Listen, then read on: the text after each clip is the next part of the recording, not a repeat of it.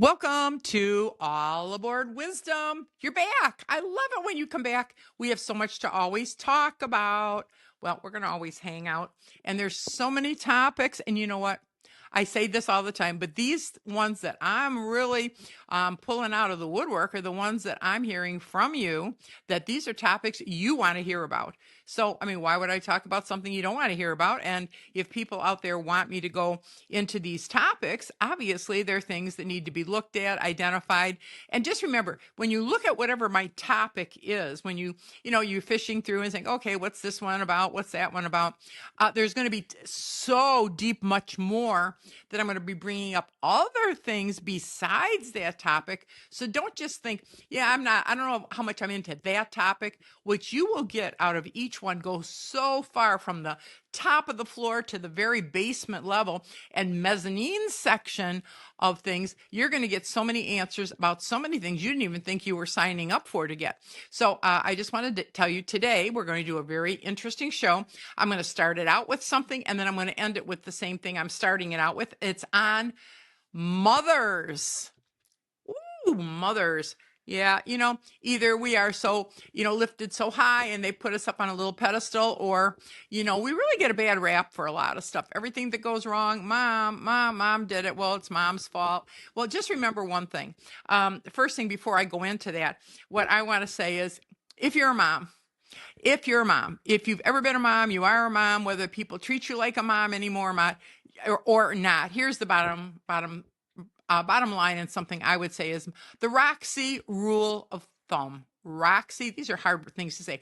Roxy's rule of thumb. One, your job, because you agreed to be a mother, or you are a mother, or it happened by surprise, or you planned it, or however it happened, it don't matter. It don't matter how it happened. Okay. It don't matter how it happened. You have a job, and it's to lead by example. So if before you didn't lead really that well by example, realize one thing, and I'm going to begin with this and I'm going to end with this, and it's going to be a shorter version today.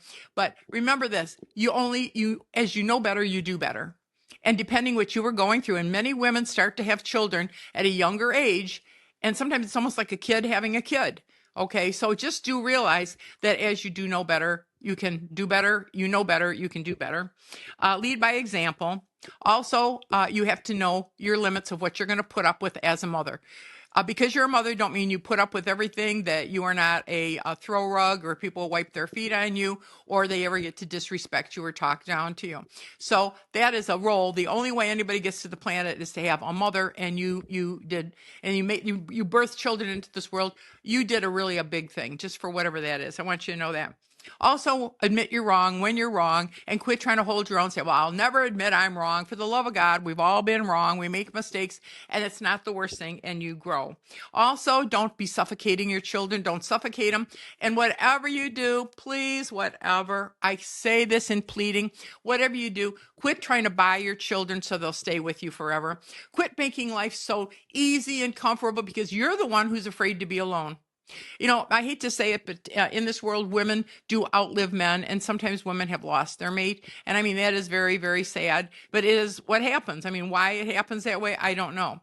But I will tell you, it is not okay. It is not okay to pamper your children, or to make them so it's such overly, even a bird knows when not to, like when to, take the birdies out of the nest. It's ridiculous. Some of these big birds that you got sitting in your nest right now, and you don't even have room in your house, your garage, or nothing else, because you won't give up this nesting thing, because you really don't want to be alone. So do ask yourself, I've got to be leading by example. So don't suffocate, don't hold them back. And whatever you do, don't be so afraid to find out if your kids really love you or not.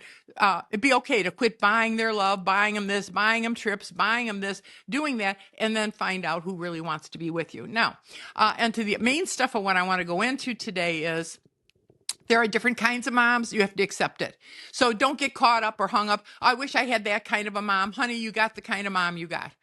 for whatever that's about, remember that you got the kind of mom that you were supposed to have, and you learn certain lessons, and you don't have to be like her. You could be her polar opposite, or you could be like her, or you can copy the things you like and the things you don't like. And other women that you've seen, it's okay to take little pieces of the women you really liked, respected, and you thought a lot of, and like a puzzle, put all those little pieces in you because you admire them, and then make that yourself one day as a woman, and then when you become a mom.